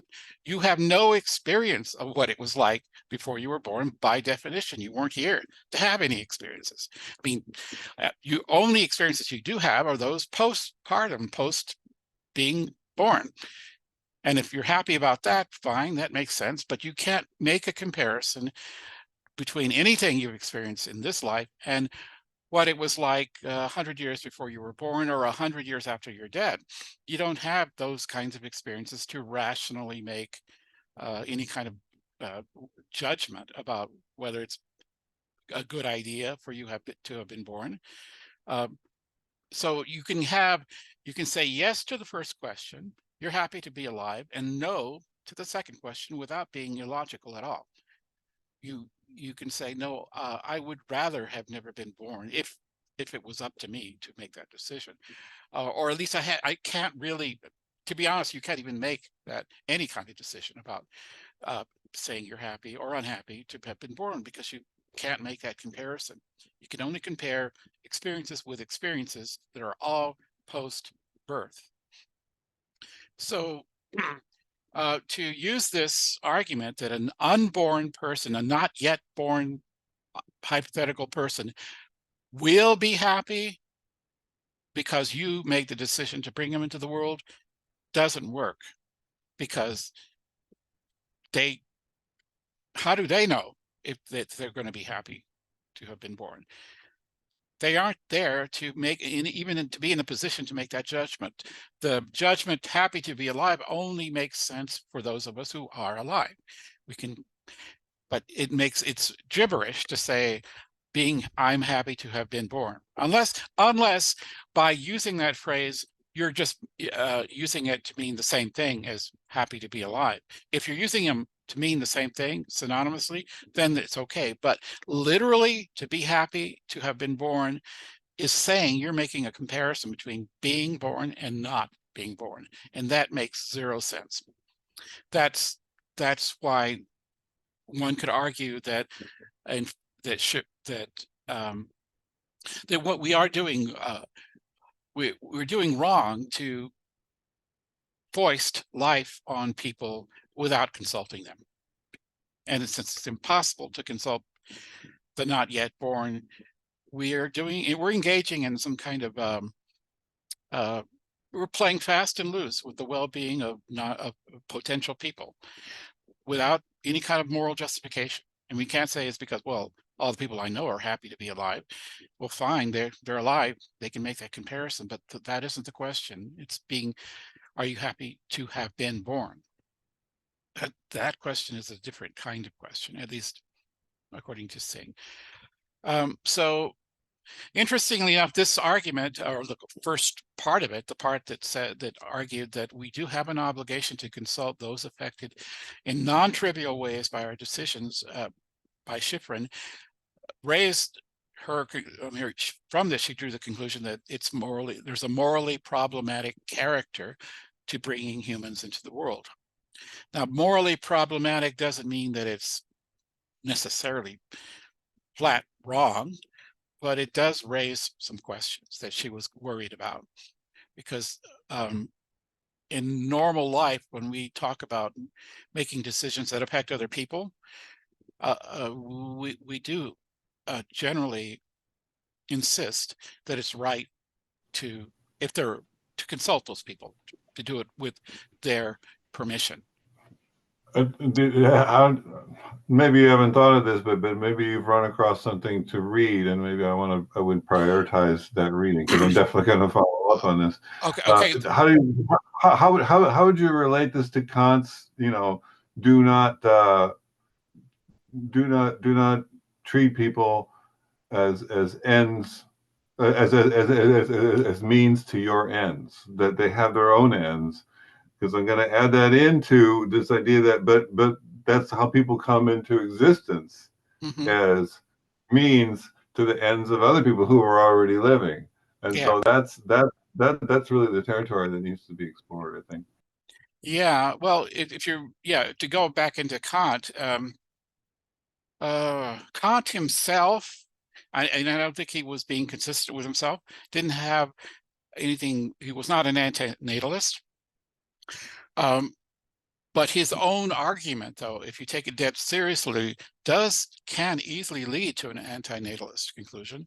So he was not really, in my opinion, I know, and I could discuss this next time, because there is a philosopher who took Kant more seriously than Kant took himself, and went beyond his antinatalism. He committed suicide when he very few philosophers I know who actually commit suicide, by the way. Poets, artists, musicians, I mean, people in the arts tend to be more suicidal than philosophers. One person argued because philosophers tend to be very good rationalizers, so they tend to be good at justifying whatever it is they decide to do, because that's what they do. And so they are not likely to easily succumb to any particular summary judgment that I'm going to die. I'll find some. Are you going to tell us who that is? Maybe next time. It's actually a very long story and a complicated story, but getting to your point here, there in this article that you can download right now, there are links to the original article by Shauna Schifrin, and then Singh's article more recently, which is an examination of her argument, and he's the one who brings up, he's uncompromisingly an antinatalist. Schifrin was on the fence about it, but he draws on her ideas to bring this, this distinction I just discussed about the difference between being happy to be alive, and the difference between that and being happy to have been born are different. And if they're different, then you don't get that permission to infer endorsement from not that would allow you to excuse your having a child, which Schifrin said it seems like you should have. Anyway, but these two articles you can find them if you want to read them. They're in the footnotes or the reference section. I will. I always love your written documents, because they got all this research, but this is one that I'm definitely, and I got the summer available to really Okay, I'm not going to go any further on any new parts today, but I will just mention a little bit about what's coming next time. So there's plenty there. I'll be talking about, I just mentioned it briefly, but I'll be going in greater detail with Nicholas Smith offers he's not actually either a natalist or an antinatalist, although he defends the pronatalist. On the basis of what he calls existential grounding of the debate. In his criticism is that all these arguments we've been talking about are very abstract, and they're so far removed from the real decisions that people every day who feel compelled to have children, or feel misgivings about it, or feel strongly they must. There's a lot of gravity in these decisions, and he thinks that it's really, in the end, very little to do with any of these abstract philosophical arguments. It comes down to if you feel that you must have children, it's like part of your reason for being in the world is to have children. You take that away from you, and you might as well be dead. I mean, there's some people for whom that is that serious, and so he does actually a very nice job of doing justice to that perspective. He doesn't necessarily, this means that the antinatalists are wrong or the pronatalists are right, but he does try to put flesh and blood onto these real existential questions. And it does take you away from these abstract arguments that we've been talking about. And I think it's an important perspective. In the end, though, I think even he says it doesn't answer the question about whether you should or should not have children. It just means that it's a grave, important decision, and we take our life into our own hands, not just the hands of, we take life into our own hands when we do this, and it's a very interesting extension or counterpoint to the oft not so much in analytic circles, but the question of suicide is the philosophical question par excellence. And now we have a somewhat lighter version of that, which is that the question to reproduce. Yeah. And then the last part, which is a separate topic, but it kind of flows, I think, from this one, and that is paths to extinction. We mentioned briefly there are two basic kinds. There are non-anthropogenic and anthropogenic extinction. Non-anthropogenic is like as people were mentioning, a volcanic supervolcano, an asteroid, a gamma ray from a distant dying star hits the Earth and fries it in an instant.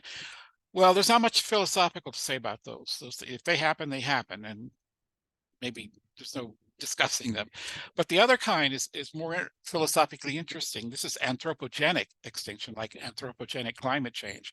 That extinction that it comes about because we brought it on ourselves knowingly, not by accident. There are a lot of stupid ways in which this could happen. I mean, those are the ones get nuclear war, genetically engineering some super virus, or those are all the stupid ways. We're not going to be talking about those, but there's a much more interesting and subtle argument that has to do with the trajectory of the evolution of human consciousness, which may push us gradually, bit by bit, to the judgment that it would be a good idea if we all disappeared. Okay, and that will take some arguing to come to this, but we'll be talking about that. Anyway, I guess I'll stop it here, but I appreciate everybody who's here. And again, the part 2 of this discussion will be probably in June, I think. Next month, again, we have 2 other people presenting here on different topics. But again, thanks everybody for coming and sticking around. And as I said earlier, you can download that full write-up. It goes to the Internet Archive, but if you don't see the link, it's down at the bottom to the right. You can download a PDF version of it, or other versions too, but that's if you want to pursue. There's a lot of, almost all the people I've been talking about, there's an article if you want to pursue that. Okay. Thanks everybody. Thank Really- you. Okay, bye.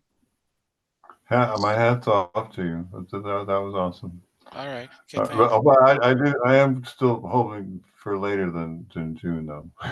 June is You tight. want to do it in July?